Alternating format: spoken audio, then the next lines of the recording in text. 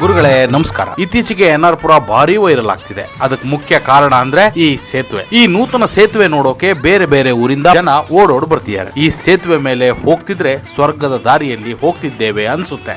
ಅದರ ಮೇಲೆ ನಿಂತು ದೂರಕ್ಕೆ ಕಣ್ಣು ಹಾಯಿಸಿದ್ರೆ ಮನಸ್ಸಿಗೆ ಆನಂದವಾಗುತ್ತೆ. 1958ರಲ್ಲಿ ಭದ್ರಾ ನದಿಗೆ ಅಡ್ಡಲಾಗಿ ಕಟ್ಟಲಾದ ಡ್ಯಾಂನ ಹಿನ್ನೀರು ಇಲ್ಲಿವರೆಗೂ ನಿಂತ ಪರಿಣಾಮ ಆಚೆ ಭಾಗದ ಹೊನ್ನೆಕೊಡಿಗೆ, ಸಾರಿಯಾ, ಕೂಸ್ಕಲ್, ಹೆಬ್ಬೆ, ಮೋರಿಮಠ ಇನ್ನಿತರ ಹಳ್ಳಿಗಳಿಗೆ ಸಮೀಪದ ರಸ್ತೆ ಇಲ್ಲದೆ ಸುತ್ತಗಟ್ಟಿ ಹೋಗಬೇಕಾದಂತ ಅನಿವಾರ್ಯತೆ ಉಂಟಾಗುತ್ತೆ. ಈ ಸಮಸ್ಯೆಯನ್ನರಿತು ಕಳೆದ 10 ವರ್ಷದ ಹಿಂದೆ ಆಗಿನ ಮುಖ್ಯಮಂತ್ರಿ ಆಗಿದ್ದ ಸಿದ್ದರಾಮಯ್ಯ ಅವರೇ ಶಂಕುಸ್ಥಾಪನೆಯನ್ನ ಮಾಡ್ತಾರೆ. ಸುಮಾರು 38 ಕೋಟಿ 50 ಲಕ್ಷ ರೂಪಾಯಿ ವೆಚ್ಚದಲ್ಲಿ 504 ಮೀಟರ್ ಉದ್ದಕ್ಕೆ ನಿರ್ಮಾಣವಾದ ಈ ಸೇತುವೆ ಇದೀಗ ಎಲ್ಲಾ ಕೆಲಸ ಕಾರ್ಯಗಳು ಮುಗಿದು ಓಪನಿಂಗ್ ಗೆ ರೆಡಿಯಾಗಿ ನಿಂತಿದೆ. ಹಾಗಾಗಿನೇ ಸದ್ಯ ಮಲ್ನಾಡಿನ ಸೆಂಟರ್ ಆಫ್ ಅಟ್ರಾಕ್ಷನ್ ಅಂತ ಅಂದ್ರೂ ತಪ್ಪಾಗಲ್ಲ ನೋಡಿ. ಬರೀ ರೀಲ್ಸ್ ನೋಡಿ ಸುಮ್ಮನಾಗದಲ್ಲ, ಅದರಲ್ಲಿರೋ ಇನ್ಫಾರ್ಮೇಶನ್ ಕೂಡ ತಿಳ್ಕೋಬೇಕು ಅನ್ನೋ ಉದ್ದೇಶದಿಂದ ಈ ಕಂಟೆಂಟ್ ನ ನಿಮ್ ಮುಂದೆ ಬಿಟ್ಟಿದ್ದೀನಿ. ರೀಲ್ ಬಿಡದ ರೀಲ್ಸ್ ಗಳಿಗಾಗಿ ಮಿಸ್ಟರ್ ಮಗನ ತಪ್ಪದೆ ಫಾಲೋ ಮಾಡಿ. Thank you.